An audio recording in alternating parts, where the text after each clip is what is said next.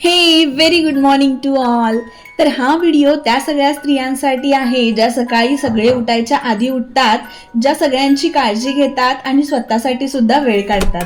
आणि हो, हा व्हिडिओ खास त्यांच्यासाठी सुद्धा आहे ज्यांना आपली सकाळ खूप शांत आणि पॉझिटिव्ह सुरू करायची आहे. आत्ता घरात अजून कोणीच उठलेलं नाहीये, सगळीकडे शांतता आहे आणि मला ही वेळ खूप आवडते. मी आधी माझी जी छोटी मोठी कामं आहेत ती आवरून घेतली आणि मग दार साफ करायला घेतलंय. दार स्वच्छ केलं की मला खूप छान वाटतं, जणू काही नवीन सुरुवात करते असं वाटतं. आणि हो, घराचं दार स्वच्छ म्हणजे दिवसाची सुंदर सुरुवात. आज मी माझी सकाळची सुरुवात थोडी वेगळी आणि जाणीवपूर्वक सुरू केली, कारण रोज कधी कधी फ्रेश होऊन मी डिरेक्टली टिफिन बनवणं या सगळ्या गोष्टी स्टार्ट करायला लागते. पण मी आज सगळ्यात आधी माझं दार स्वच्छ झाडून पुसून घेतलं, अगदी व्यवस्थित साफ केलं. आणि खरं सांगू का, आणि दार झाडून पुसून केल्यानंतर खूप समाधान मला वाटायला लागलं, कारण सगळं खूप छान आणि फ्रेश असं दिसत होतं. आणि ते मला असं शब्दात सांगता येत नाहीये, खूप छान आणि फ्रेश मला वाटतंय. आपल्या घराचं दार म्हणजे फक्त एंट्री नसते, तर ते आपल्या घराची पहिली ओळख असते. म्हणजे घरात कोणीही येताना पहिला आपल्या दाराकडे बघतं आणि त्यावेळी आपण जे म्हणतो ना, फर्स्ट इम्प्रेशन, तसंच काहीतरी होतं. म्हणजे आपण ज्यावेळी घरात एंट्री करतो त्यावेळी जर दार स्वच्छ असेल तर येणाऱ्या माणसाला सुद्धा छान आणि प्रसन्न वाटतं आणि आपलं फर्स्ट इम्प्रेशन जे म्हणतात ना, तसं काही पडतं. कोणीही असलं तरी घरात येण्याआधी पहिला दार वगैरे बघतात आणि त्या पहिल्या लुकवरच एक छोटंसं इम्प्रेशन तयार होतं. दार स्वच्छ असलं, नीटनेटकं असलं तर आपोआपच घरात येणाऱ्या माणसाला सुद्धा प्रसन्न वाटतं. आणि नेहमी मी ही गोष्ट लक्षात ठेवते की आपण जेवण बनवणं किंवा जेवण कसं बनवते का, ह्यापेक्षा ज्यावेळी बाहेरचा माणूस घरात येतो त्यावेळी त्याला स्वच्छतेत सगळ्या गोष्टी मिळणं हे खूप इम्पॉर्टंट असतं. म्हणजे जेवणाबरोबरच स्वच्छता, म्हणजे घरात येणाऱ्या माणसाला सगळं छान आणि प्रसन्न वाटणं तितकंच महत्त्वाचं आहे. जितकं आपण जेवणाला वगैरे महत्त्व देतो, तेवढंच स्वच्छतेलाही तितकंच महत्त्व असतं. आणि ह्या सगळ्यात महत्त्वाचं म्हणजे आपल्यालाच खूप छान वाटायला लागतं. म्हणजे मला वाटतं स्वच्छता म्हणजे फक्त साफसफाई नाही, ती एक एनर्जी आहे. जेव्हा आपण झाडतो, पुसतो, आवरतो, तेव्हा फक्त धूळ नाही तर आपण निगेटिव्हिटीसुद्धा बाहेर काढत असतो, असं मला वाटतं. आणि आपण जर फक्त झाडून पुसून काढलं तरी सगळं खूप छान आणि फ्रेश दिसायला लागतं. आणि मग दार स्वच्छ केल्यानंतर मी रांगोळी काढायला सुरुवात केली. रांगोळी म्हणजे फक्त डिझाईन नाही आहे, ती एक स्वागताची भावना आहे, ती आनंदाची खूण आहे आणि ती आपल्या मनातल्या रंगांची एक छोटीशी भावना आहे. मी जेव्हा रांगोळी काढते ना, तेव्हा मला खूप छान, फ्रेश आणि प्रसन्न वाटायला लागतं. आणि ही आहे माझी आजची रांगोळी, खूप मनापासून काढलेली आहे. प्रत्येक पॅटर्न प्रेम आणि थोडीशी पॉझिटिव्ह एनर्जी आहे. तुम्हाला ही डिझाईन कशी वाटली? सिम्पल, एलिगंट की अजून कलरफुल हवी होती? मला नक्की कमेंटमध्ये सांगा, कारण तुमचं मत माझ्यासाठी खूप महत्त्वाचं आहे. आणि जर तुम्हाला माझ्या रांगोळ्या आवडत असतील तर अशाच अजून सुंदर डिझाईन पाहायच्या असतील तर या व्हिडिओला एक लाईक नक्की करा. तुमची एक लाईक आणि एक कमेंट माझ्यासाठी खूप मोठं मोटिवेशन असते. आज पनीर करायचं आहे आणि मी आठवड्यातून एकदा तरी पनीर घरी बनवते आणि छान होतं पनीर. आणि जोवर पनीर होते तोवर मला बाकीची सुद्धा कामं करायची आहेत.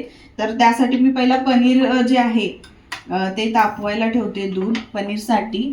तर या भांड्यामध्ये मी 1 लिटर दूध घेतलेलं आहे आणि हे दूध जोवर तापतंय, उकळतंय, तोवर मी बाकीची कामं करून घेते. आत्ताच मी पनीर बनवण्यासाठी दूध उकळायला ठेवलंय गॅसवरती आणि आता मला माहिती आहे की दूध उकळायला किमान 10 ते 15 मिनटं तरी लागणार आहेत. म्हणून मी काय ठरवलं की आधी माझं कसं व्हायचं की थोडासा वेळ असला की मोबाईल घेऊन मी स्क्रोल करत बसायचे, रील्स बघत बसायचे आणि त्यामध्ये माझा भरपूर वेळ जायचा. मग मी आत्ता असं ठरवलं की त्याच 10 ते 15 मिनटात मी फ्रीजवरचं जो पसारा आहे तो क्लीन करून घेते आणि फ्रीज जो आहे तो छान पुसून फ्रेश करून घेते. मग त्यासाठी मी काय केलं की फ्रीजवरचा जो सगळा पसारा आहे तो एक एक करून मी खाली काढून घेतला. आणि ज्यावेळी मी फ्रीज क्लीन करण्यासाठी चेअरवरती चढले त्यावेळी मला कळलं की फ्रीजवरती खरंच खूप सारा पसारा जमा झालेला आहे. आणि त्याला कारण म्हणजे अगस्त्य आहे, कारण तो काही मागत असेल किंवा काही लपवायचं असेल तर मी काय करते, पटकन गोष्टी फ्रीजवर ठेवून देते. म्हणजे त्याला तर दिसत पण नाहीत आणि त्याची तिथं हाईट म्हणजे घेण्यासाठी पुरत पण नाही. तर अशा करते गोष्टी आणि मी पटकन त्या फ्रीजवरती ठेवून देते.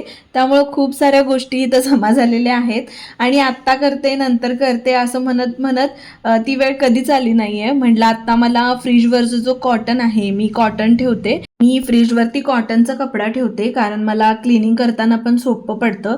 मी मुद्दामून तो महिन्यातून एकदा तरी वॉशिंगला टाकते, जेणेकरून मला फ्रीजवरचा जो पसारा आहे तो सुद्धा क्लीन करता येईल. आणि फ्रीजवरती म्हणजे धूळसुद्धा एवढी साठते की महिन्यातून एकदा ते क्लीन करावीच लागते. आणि आपण कोणत्या कोणत्या गोष्टी त्यावरती ठेवलेल्या आहेत ते सुद्धा आपल्याला म्हणजे अनवॉन्टेड ज्या गोष्टी आहेत त्यासुद्धा मला काढता येतील. त्यामुळं मी ते त्याच्या निमित्तानं त्या सगळ्या गोष्टीसुद्धा निघतात. त्यामुळं मी त्या कपड्याला जो आहे तो महिन्यातून एकदा तरी क्लीन करायला देते. आणि घरात जर लहान मुलं असतील तर आपण कितीही नीट ठेवायचा प्रयत्न केला तरी पसारा हा होतच असतो. मग ठरवलं की आज वेळ आहे, दूध उकळतंय तोवर आपण फ्रीजवरून जो आहे छान असा क्लीन करून घेऊ, पुसून घेऊ.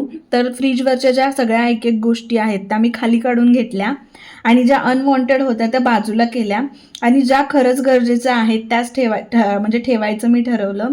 आपल्याला एक सवय असते ना, जिथं जागा दिसली की आपण तिथं वस्तू ठेवायला लागतो आणि मग तीच जागा हळूहळू स्टोरेज बनते.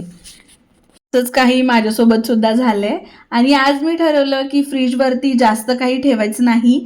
मी फ्रीजला कव्हर करण्यासाठी कॉटनचा कपडा तर घालते आणि तो क्लीन करायला सुद्धा मला सोपा जातो. तर वर ठेवलेले छोटे प्लांटसुद्धा मला काढायचे होते, ते क्लीन करायचे होते.